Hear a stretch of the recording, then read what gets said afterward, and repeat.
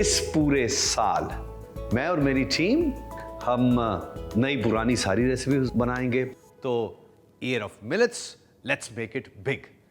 Millet खजाना है ये।